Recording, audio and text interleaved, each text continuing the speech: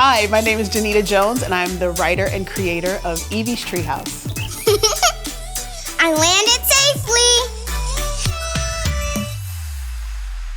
How did the idea of Evie's Treehouse come about? Now, I didn't really come up with that idea. I just think I had an initial burden to really create something that was going to speak to children and young people. I think that as, when I was early in my tenure at Breath of Life, one of the things we noticed is that, the church as a whole is beginning to age. Most churches really are fueled by people 55 and up. And, you will see the same trend even with all of our media ministries. So we just wanted to figure out how can we grow younger. And we didn't want to start with people my age. We wanted to really start with children so that the Breath of Life experience is a part of their spiritual DNA, their worldview. They grow up into it and they continue to share in the ministry as they become adults. My initial reaction when Pastor Snell asked me about Evie going from audio devotional to animation was probably the greatest resistance known to man. I was very resistant to it.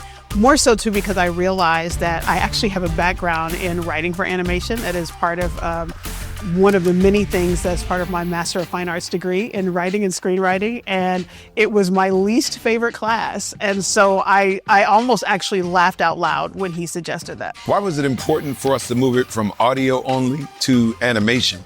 I think, people have a multi-sensory way that they digest content. We wanted, young people to be able to have that same experience of going from being able to hear the voice to being able to see her and her friends, because we feel like that's what really transforms the experience, allows her to come alive and really become a part of their inner world, their thought processing, and really their spiritual journey. Getting a show from script to animation takes a lot of work. The first thing is that you have to write the script. The script itself is very, very detailed, from nose scrunches to walking to camera angles. All of that has to be included. We then take the script and we record the voices. We send the script and the voices to our animators. And what our animators do is that they send back a storyboard. We get that approved.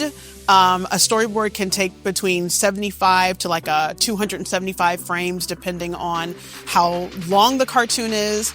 And then from there, we send it back to them. They send it back to us in what they call an animatic form, which is essentially like stop motion, black and white.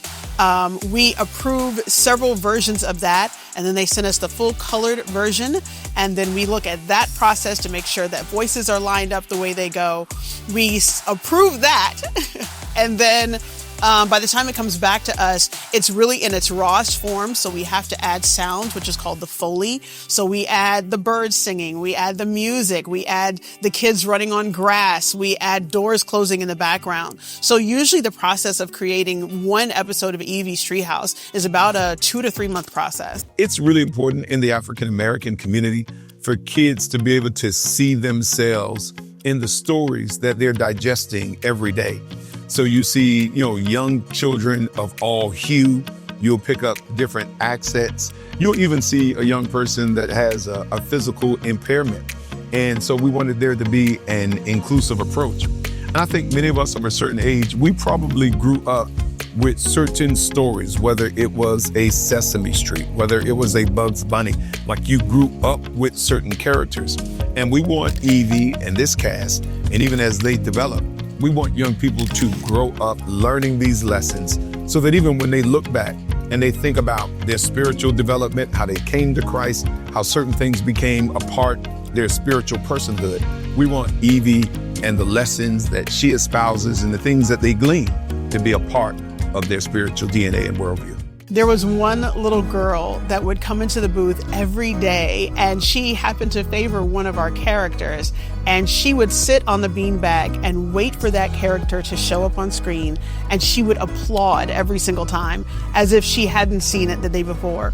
We have a character with braces. We have a character with a hearing aid. We have a character that wears glasses. We just wanted to celebrate characters that children could see themselves in. And it was just so great for for them to be excited because they felt like they were seeing themselves in this animation. Don't forget to tune in to watch Evie's Treehouse on all of our Breath of Life platforms starting in October, every other Friday. We hope you enjoy it.